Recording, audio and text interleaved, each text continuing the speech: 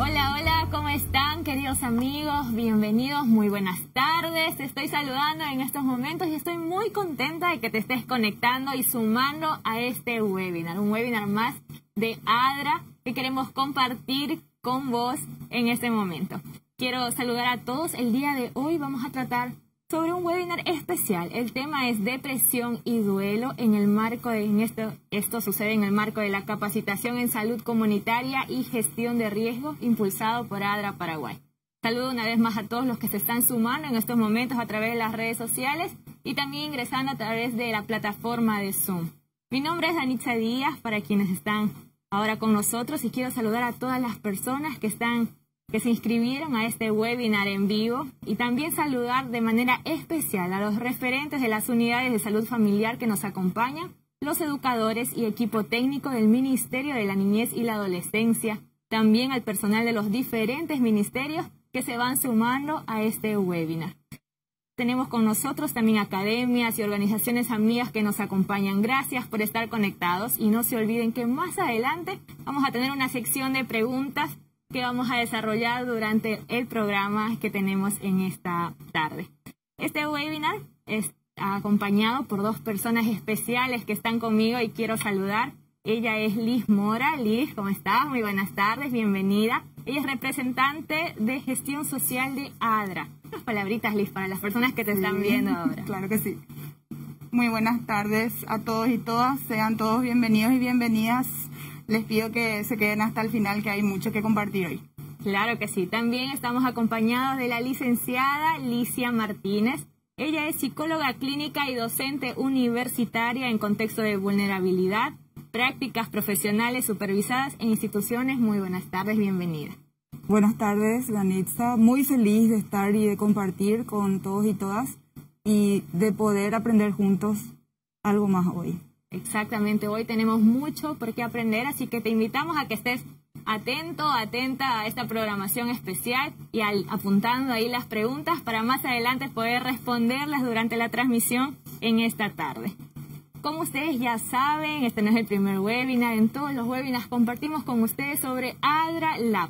Y quiero recordarte que no solo tiene contenido en su plataforma, también estamos presentes en Facebook, en Instagram. Así que te invitamos a que puedas seguir las redes sociales, compartir con más personas para que puedan también informarse sobre los grandes beneficios que compartimos a través de ADRA Lab.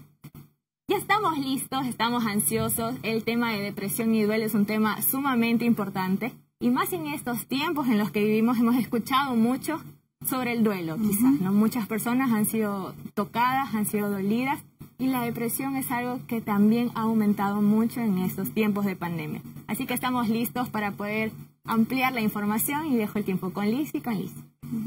Entonces, licenciada, para empezar, compartir un poco con la gente, ¿cómo podemos definir la depresión, el duelo y cómo podemos diferenciarlo? Bueno, la diferencia en sí a veces es una línea muy delgada, pero la depresión se caracteriza por un notorio cambio en el estado de ánimo de la persona. Hay mayor cansancio, cambios en el estado de humor, incluso en los hábitos o conductas de alimentación. Puede haber una ingesta excesiva o poca. La gente dice, hay una cuestión relacionada también con la ansiedad, pero en la depresión es más notoria, como un desgano. Cuando hablamos de depresión mayor, hay un desgano tal que todas las actividades que nos gustaban y eran gratificantes ya no nos gusta, se pierde el placer por las cosas incluso habituales, por nuestros afectos, parece que no interesara nada. En el duelo estamos hablando de un proceso hasta natural de recomponerse de una pérdida. Y en el duelo incluso podemos también hablar de que se presente un cuadro depresivo, no necesariamente separados, ¿verdad? Cuando ya veníamos de resolver ciertos problemas de una manera en que la tristeza se exacerba, pero es individual, todos vivimos de manera diferente el duelo y no todos desarrollamos depresión a pesar de las cosas que nos ocurren. Y hay un componente principal teniendo en cuenta la pandemia, que es la fatiga por la pandemia, que este contexto genera el encierro, los protocolos estrictos y los cuidados necesarios hacen que el distanciamiento físico nos cueste más, especialmente a los paraguayos y a los latinos. Hasigo pende pocoy, pende no por pollo pu. Año hace la gente pende y catuy, ¿verdad? O sea, tus nietos, por ejemplo, en las visitas, o tus propios hijos, o tus hermanos y tus padres. Entonces, esta fatiga también va generando, primero que nada, el desafío de tener estrategias de autocuidado en casa. ¿Cómo vamos a hacer, ¿verdad? Cuando realmente ya nos está superando? Donde hay gusto, ve, imagina. Ve, añeno, ajá, ya por alguna cosa, pero hay. En el paraguayo, muchas veces decimos, y caigüente pea, ni no se levanta, y a veces puede estar ya presentando indicadores de que la persona está entrando en un cuadro de tristeza que podría llevarle a la depresión. Y con el tema del duelo nos sirve, o sea, es un mecanismo que nos posibilita ese despedirnos de la persona amada, querida. Un duelo es una pérdida, no necesariamente por la muerte. Podemos también tener el duelo anticipado por alguien que está muy grave, y eso no es malo. A veces nos sentimos con culpa y mal porque ya pensamos que se va a morir o está muerto, y vivimos esa angustia con todo lo que implica negar la posibilidad de la muerte. No quiero ni hablar ni que me hablen de eso. ¿Cómo vas a decir siquiera? Después tenemos la rabia por no poder controlar lo que está ocurriendo. Y posteriormente viene la aceptación. Y en el duelo anticipado tenemos la ventaja sobre un duelo normal, que podemos despedirnos, que podemos hacer cosas para que nuestro ser querido sepa que le añoramos, te quiero ver. Incluso eso que le quiero decir le podría yo transmitir con algún mensaje de voz, con una cartita, un dibujo de los niños, porque ese también es un desafío, explicarle a los niños estas pérdidas. Y hay formas de poder concretar eso, de decirle al otro lo que siento y lo que pienso, perdonar al otro y a nosotros mismos por cosas que tal vez nos reprochamos. Y por sobre todo, ñañe mando a ponara, pella ya pono cosa ovape. Cuando estamos haciendo algo importante, en este contexto fuimos aprendiendo. Ña pena mala y importante de ajena. Estoy en una reunión o estoy en una webinar y viene mi papá, me toca la puerta. ¿Qué voy a hacer? ¿Me voy a enojar con él porque estoy yo en la webinar? ¿O le voy a abrir y le voy a hacer compartir conmigo? O sea, hay cosas que vamos reviendo, que es lo más importante realmente en nuestras vidas, que son nuestros afectos. Y que sabemos que ahora, con mayor precisión, es como que más contado.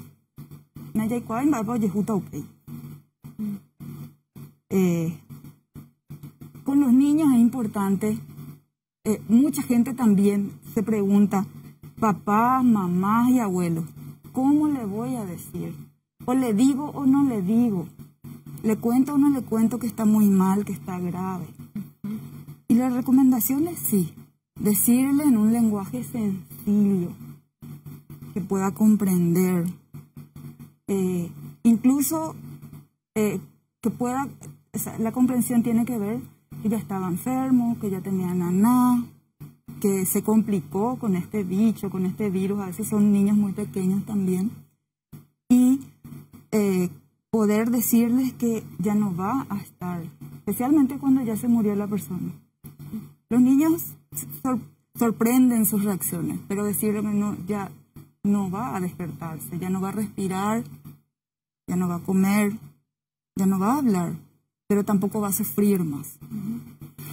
Licia, en estas últimas semanas en nuestro país se han registrado decenas de casos de muertes por COVID, no solo por COVID, sino también por otros casos.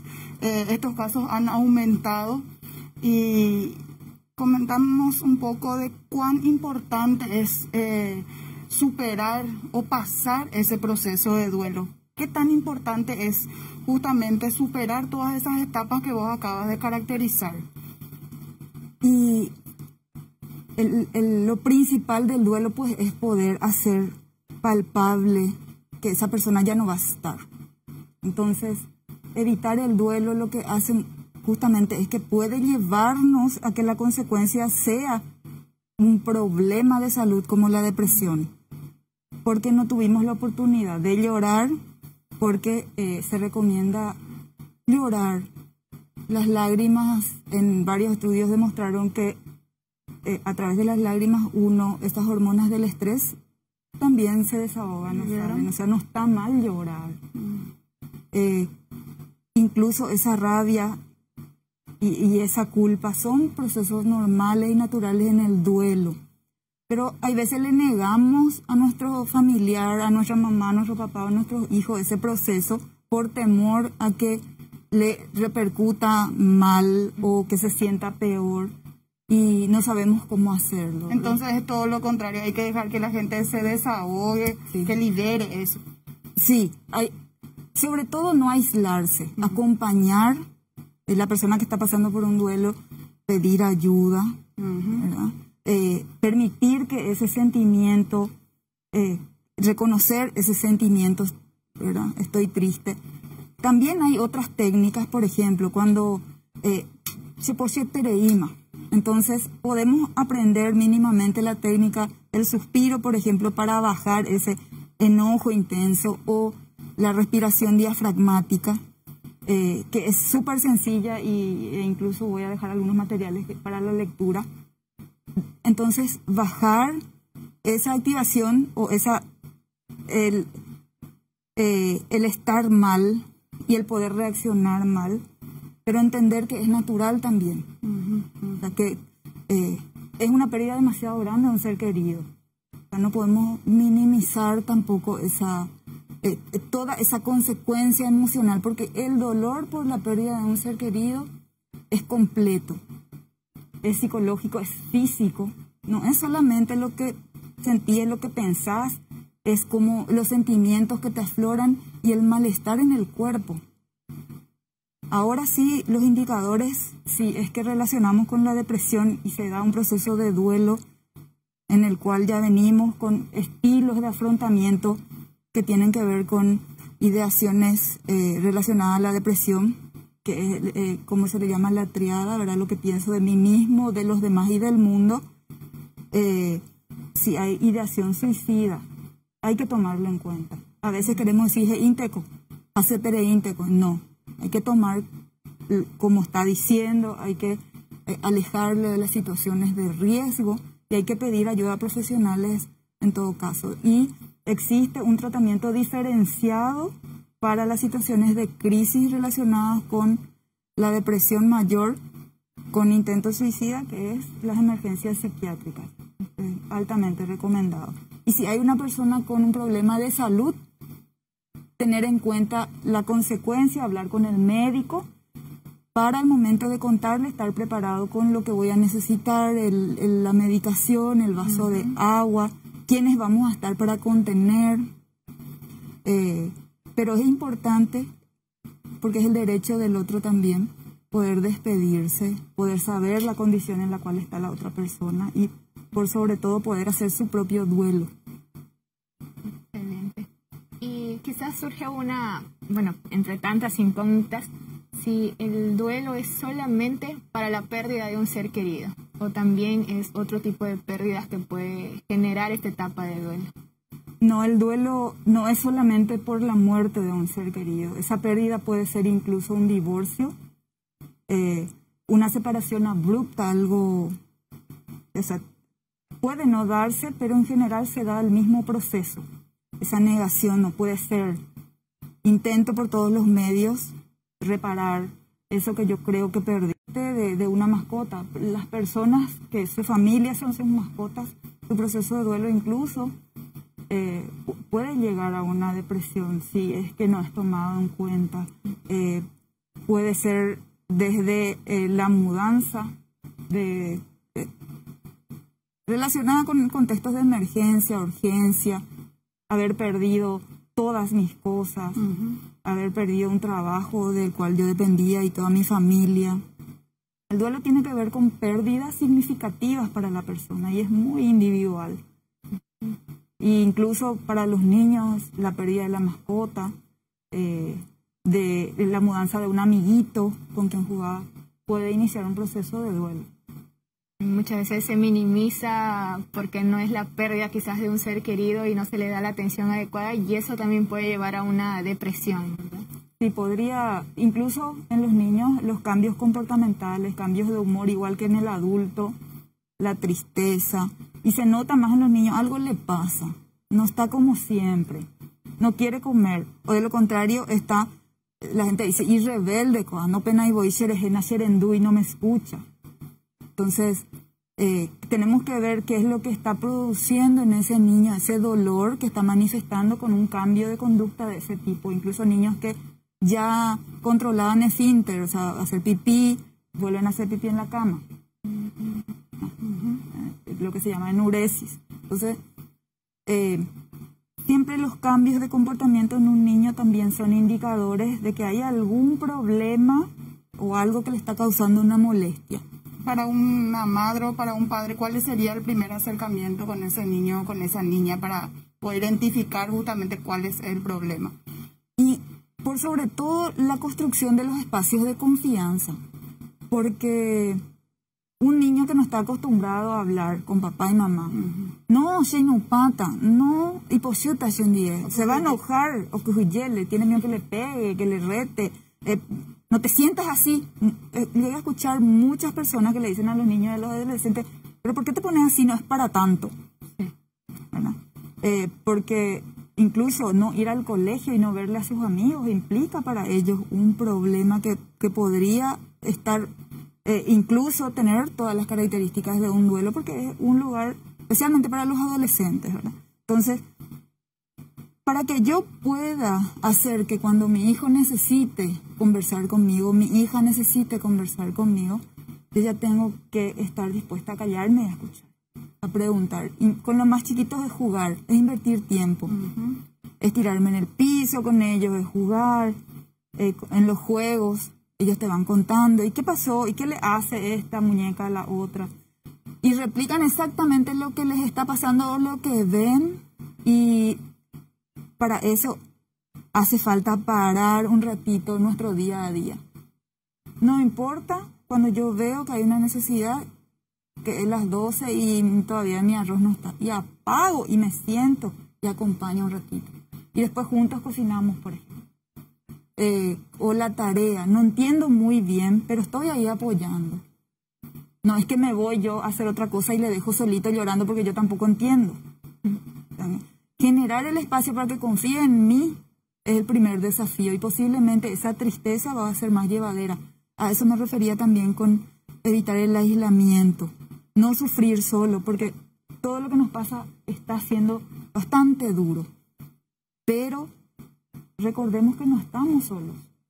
Y que gracias a la tecnología incluso podemos pedir ayuda cuando nuestros familiares o personas muy allegadas, mejores amigos, mi comadre está lejos. Es pedir esa ayuda, es hablar con esa persona. Entonces la primera recomendación es esa, no aislarse, porque tendemos a querer aislarnos en ese dolor. Y quizás hasta si nosotros sabemos la situación en la que estamos pasando, la situación en la que vivimos, brindar ese apoyo, ¿no? Por ejemplo, no sé qué situación pueda pasar Liz, pero quizás, hoy me acordé de Liz. Liz, ¿cómo estás? Espero que tengas un lindo día. Aquí estoy, cualquier cosa necesitas. Y quizás poder hacer esa contención con la familia, aún sin saber si ellos están tristes o no están tristes, pero como decirle, aquí hay una persona con la que puedes hablar si algún día necesitas. Claro, es demostrar ese interés. Y a mí me parece súper importante hacer énfasis en esto que mencionó Licia, de la diferencia entre el aislamiento físico y el aislamiento social, ¿verdad? De que tenemos que pedir ayuda, reconocer que estamos tal vez necesitando conversar con alguien, acercarnos de alguna u otra forma a través de la virtualidad que nos toca vivir hoy, ¿verdad? Pero pedir ayuda, reconocer eso, pedir ayuda y no aislarnos, porque aislarnos sí nos puede dañar mucho más. Y posiblemente puede derivar en problemas como ya hablábamos al principio de depresión mayor, que sí representa una barrera para la vida misma, en algunos casos para el disfrute, y es un sufrimiento que se prolonga, porque tengan en cuenta que hay veces en el afán de no sentir ese miedo, esa angustia, queremos evitarla y le queremos evitar, y esto pasa hace tiempo en nuestra sociedad, incluso antes de la pandemia, alguna medicación para el momento del duelo, no contarle a alguien el fallecimiento de un ser querido, cuando es tan importante poder hacer esa despedida, ese cierre, ese recordar en comunidad quién era esa persona, ese perdonar y perdonarnos, ese seguir adelante, porque es una realidad, ya no lo vamos a volver a ver. Y una estrategia cuando no pudimos, porque este contexto también genera barreras para poder hacer ese proceso, a lo que estamos acostumbrados, ese pelio y todo lo demás. Entonces, generar espacios en la casa para recordar a esa persona, incluso si nuestro hábito es la oración, entonces hacemos la oración, conversamos cuando es necesario conversar con esa persona. Es saludable, y decirle todo eso que no pudimos, o entregarle las cartas que le hicimos. Importantísimo. Entonces, depresión y duelo, dos temas distintos, pero que muchas veces van ligados y que hoy estamos un poco más ampliando la información. Para continuar, quiero saludar antes a las personas que nos están acompañando en este webinar, todos los que están conectados a través de las redes sociales, a través de Zoom, y acá unas USFs que están con nosotros. Quiero saludar a la USF Cañada San José, el 3 de mayo. Muchísimas gracias por estar con nosotros, aprendiendo un poco más sobre la depresión y sobre el duelo. También está la USF Isla del Medio, Ayolas, y la USF 3 de noviembre. Estoy segura que hay muchas más personas. Envíen ahí sus saludos, escríbanos las preguntas también, porque ahora vamos a responder una de ellas. Tenemos acá una pregunta que dice, hablando del tema de niños, ¿cómo transmitirle a ellos la muerte de un familiar? ¿Debemos informarle enseguida o esperar unos días para contar? Y lo recomendable es que puedan vivir, porque los adultos pasamos por esa situación de pérdida. Incluso no está mal reconocer que nos sentimos como ellos, muy tristes, angustiados, y que incluso está bien estar así. Sí. Y en este contexto no podemos, pero hay contextos en los cuales incluso es recomendable que el niño se despida con el féretro. Les cuento una reacción de un niño en algún momento que dice, ya sé que mi abuelito está dormido, ya no se va a despertar. Y tomó así con una naturalidad el comprender, ese ya no va a respirar y ya no le voy a volver a ver. Pero él entendió ese concepto en ese momento, ¿verdad? Pero toda la familia se preparó. Analizaron, hablaron con él, le explicaron, y él quiso ir a ver. Se conversa con él, porque hay veces que tenemos como tabú todavía el tema de la muerte, las despedidas, y cuesta mucho. Pero lo recomendable es decirle con un lenguaje sencillo para su edad, incluso que ellos puedan hacer ese su propio proceso de despedida con los adolescentes, por ejemplo, por redes sociales, o expresar sus sentimientos, compartir con sus amigos. Y en el material que les preparé, que es cortito, está la forma que es universal. Este proceso de pandemia afecta a todo el mundo. Es decir, que ellos están muy conscientes de que la muerte está presente en nuestro día a día. Entonces, contextualizarle que en el contexto de pandemia y del coronavirus ocurrió algo irreversible como la muerte, que es que bueno, ya no va a respirar, ya no va a venir, ya no le vamos a ver, ya va a dormir, incluso dependiendo de todo lo que venimos enseñándole en valores a los niños. Ellos te dicen, él me va a esperar en el cielo, te dicen, dependiendo de cómo es la familia también y de lo que él vive día a día con su familia.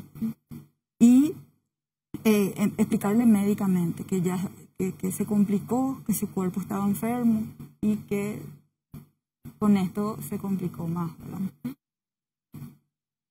Y es como los 4 pasitos, como para tener en cuenta.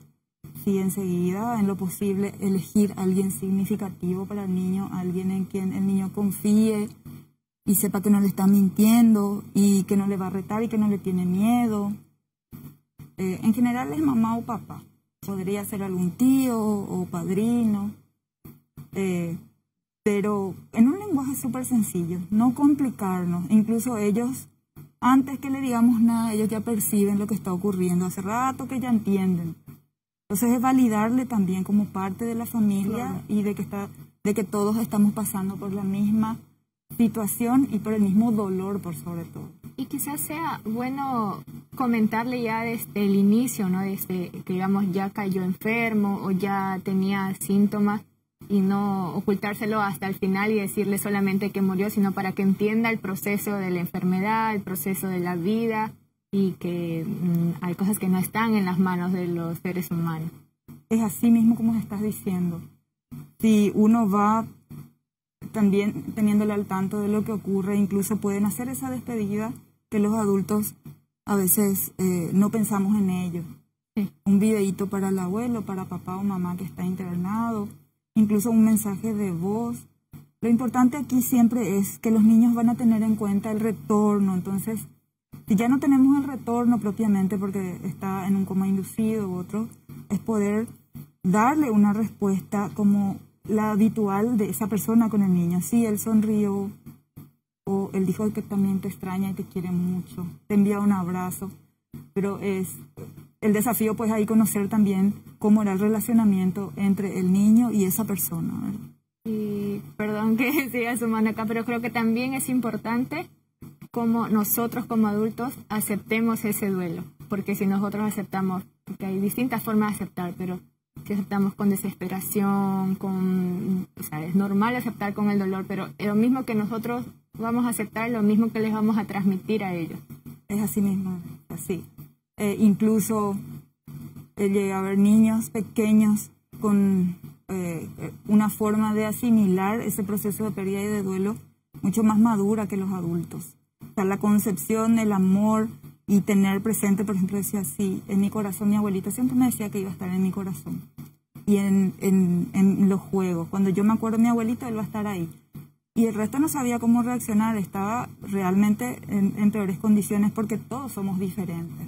Entonces, a veces juzgamos que el niño no va a tener la capacidad de, y realmente somos los adultos los que tenemos el déficit de la comunicación con ellos y asumir que ellos no van a comprender algo que están viendo todos los días, ¿no? ¿Tienes otra pregunta, querida? Sí, tengo una pregunta de la gente. Dice, culturalmente es muy importante para nosotros el velorio. Situación muy limitada por hoy, por la pandemia. ¿Puede afectar el proceso de duelo? Sí, es una realidad que afecta.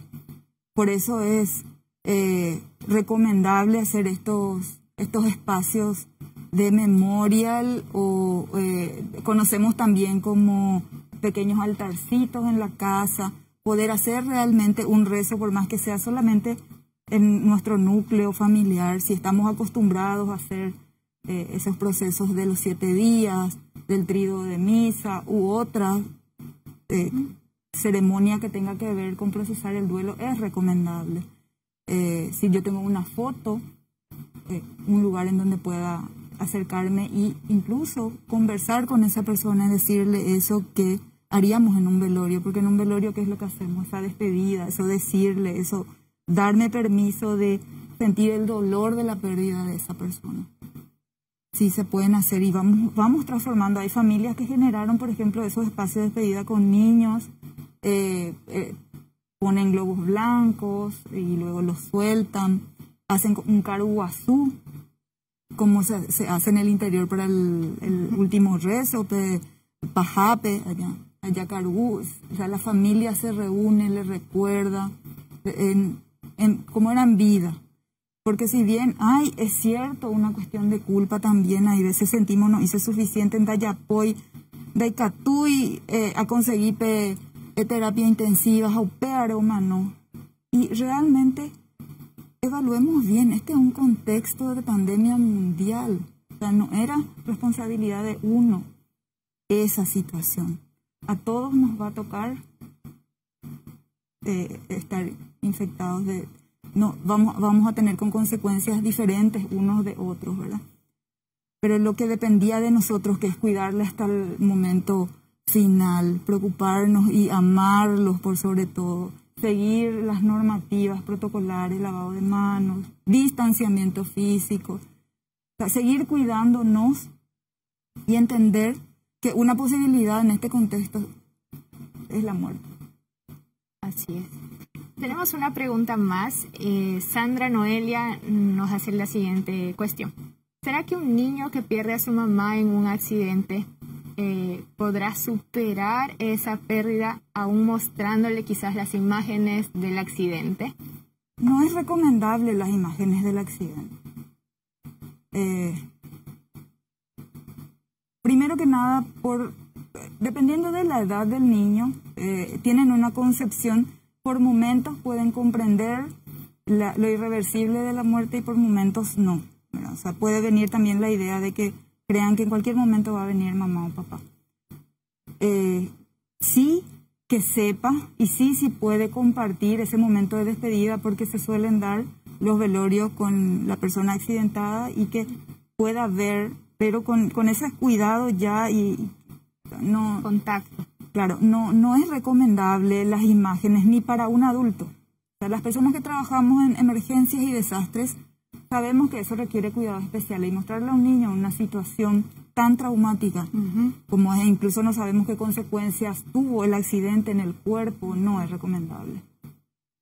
Incluso para el adulto, esperar a que termine toda la cuestión forense y que esté en condiciones para el velorio y después acceder. No, la respuesta es no. No hay forma ni dándole vuelta. Lo preferible es no, ni para un adulto ni para un niño. Excelente. Un comentario de la audiencia dice: tanto la depresión y el proceso de duelo se pueden abordar desde la perspectiva de la resiliencia, que profesionalmente es una herramienta muy válida. Sí, así mismo, la resiliencia es justamente la capacidad que tenemos todas las personas, y es un término que se acuña de tecnología de materiales. Uno agarra el metal y lo golpea, con golpes fuertísimos, con calor, y queda en una forma en que sigue siendo utilizable, vuelve a su forma original, se le somete a todas estas fuerzas. Y al traer esto a lo psicológico, dice la psicología positiva, el ser humano tiene capacidad resiliente. No es lo que le pasó, y que a pesar de todo lo que nos ocurre, de lo malo que nos ocurre, no somos eso que nos ocurrió y somos capaces de ser felices y de superar. O sea, tener en cuenta que este momento va a pasar. Pero cómo salgamos de este momento es lo que nos va a definir. O sea, no, vamos a salir de esta tormenta, ya lo dice todo lo que es la filosofía relacionada con la resiliencia. Y los más resilientes son los niños. Es así mismo como dice la compañera. Quizás para ir cerrando, surge una incógnita, porque siempre quizás desde casa nos enseña que la felicidad, la alegría, el optimismo son positivos y que la tristeza, la rabia, la ira son sentimientos negativos. ¿Cómo se puede explicar a los niños y los adultos también entender que todos son emociones y todas tienen que ser aceptadas para continuar con la vida? Todas las emociones, los sentimientos tienen una función adaptativa. Y el cuerpo te está dando una alerta, te está diciendo, hey, para, esto duele. Entonces, ¿qué nos tienen que servir para poder ir haciendo ese trabajo que decís y no invalidar? Porque es cierto, en Paraguay nañajándose y te hoy, mate copia, y si alguien te dice, ahí me vais y nandí, ¿verdad? Ni no queremos preguntarle nada, ¿verdad? Pero validarle al otro, y mira que me siento mal, estoy muy triste. Y escucharle a esa persona. Y también hay una forma de trabajar esos sentimientos que me resultan que me causan mucho malestar. Por ejemplo, estoy pensando que estoy muy triste. Entonces, no pegarnos a esa emoción, porque realmente, de acuerdo a lo que nos va ocurriendo contextualmente, vamos reaccionando. ¿Por qué digo esto? Porque si yo me pongo y estoy feliz, y es un contexto muy triste, estamos hablando de alguien despersonalizado que no está viviendo la realidad que le toca. que ahí ya nos metemos también en otro campo. Entonces, es otro problema. Sí.